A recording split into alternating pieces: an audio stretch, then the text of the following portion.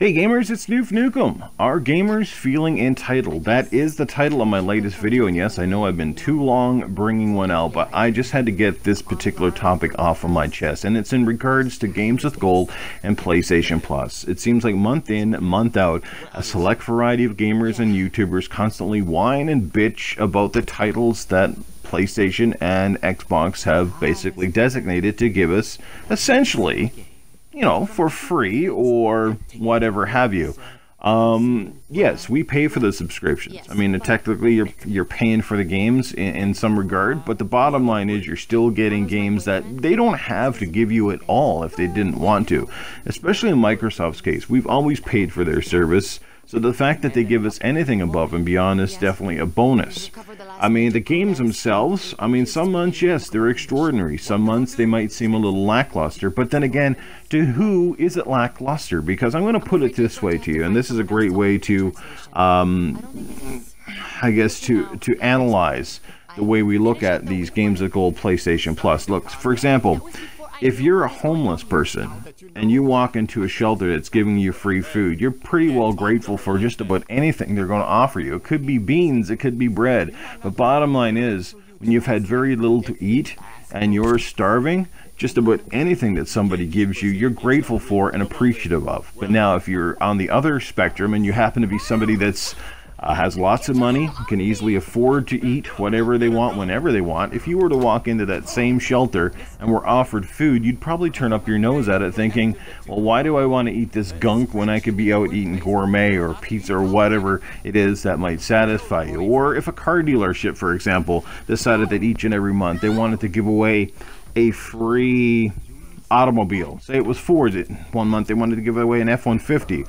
Well, if you already own an F-150, you're probably looking at it thinking, well, that's no good. I already own one. Well, what about the people that don't own a truck? Wouldn't that be pretty cool? Well, it's no different with video games. There's a lot of games that come out for PlayStation Plus and Xbox that many gamers have either never heard of, never tried, have always wanted to play, and are pretty happy to add it to their collection. For example, this video I decided to use today is a Marlowe Briggs Mask of Death. This game came out on the Xbox 360 some years ago, and it slid completely under the radar. As a matter of fact, until this game came to Games with Gold, I'd never even heard of it. So when this game came out for free for Xbox users a few months back, I decided to download it, and I decided to give this game a shot. And guess what? It's actually pretty good. It's a bit of a knockoff of God of War type of thing. Has that set top-down style camera angle, etc., etc. But I mean, it's still a pretty solid game, and it's a game that I might have never known about, or certainly have never tried if it wasn't for Games with Gold. So there in itself is the whole point of where Games with Gold is going. Now, I'm one of the first people to say, way back when, that as soon as Game Pass came out, Xbox Live Games with Gold was going to take a dive in terms of the perceived quality of games that we got. But here's the thing.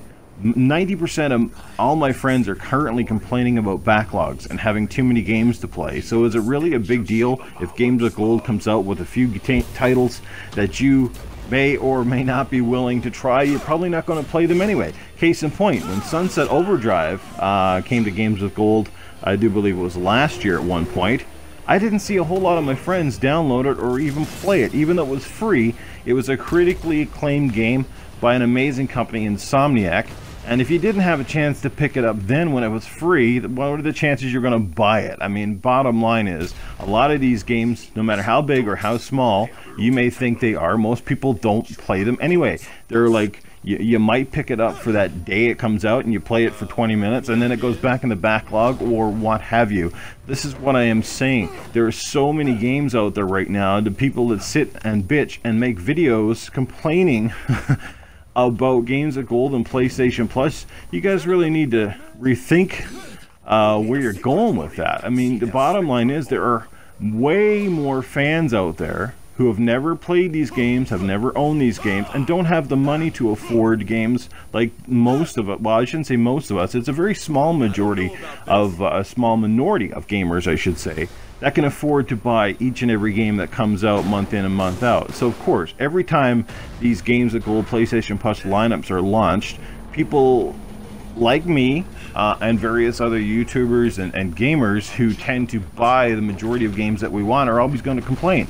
There could be months when 4 of the games announced are heavy hitters and blockbusters, and somebody's going to complain. You know why? Because they're going to go, well, yeah, they're cool games, but I think it's crap because I own them all. Well, whose fault is that? I mean, if you got the money to buy games each and every time one is released, kudos, power to you. But what about the majority of gamers out there who happen to be, say, kids, are on limited income, that have families and can't buy every single game that they want? What about those people who actually really appreciate and respect the fact that these companies give us a little extra, give us a bonus, give you something to play?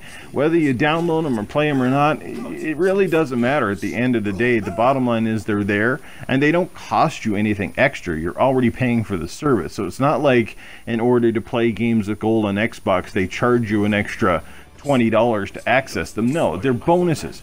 They're just above and beyond the current service we've always paid for. How can you complain about that? Like I said, it's absolutely flabbergasting. It's something I just wanted to get off my mind because it drives me absolutely insane to see how much complaining and whining. And Microsoft, you need to step it up and do better, or Sony, you need to step it up and do better.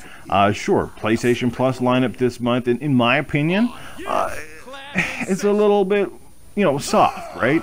The Xbox Games of Gold lineup for July feels a little bit soft. It doesn't mean they're bad games. It doesn't mean they're games that I won't play. For a matter of fact, with Games of Gold, I really like the 360 selections. Virtua Fighter 5, I've never had it, never owned it.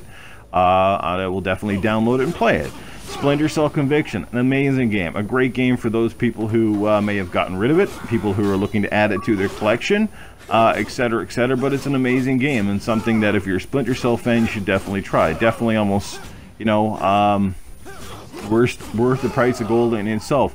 I love that game. As far as the Xbox One games are concerned, I think it's Death Squared. I've heard of the game, never ever played it. Don't really care for it. It's kind of like a puzzle platformer, something like that. And then there's some other game, it's something about cactus or another. I don't even remember the name of it, but it looks like a pretty cool top-down twin-stick shooter style of a game. That might be a ton of fun for people looking for a great co-op experience. Again, are the games crap? I don't know. I've never played them, so I can't say for sure.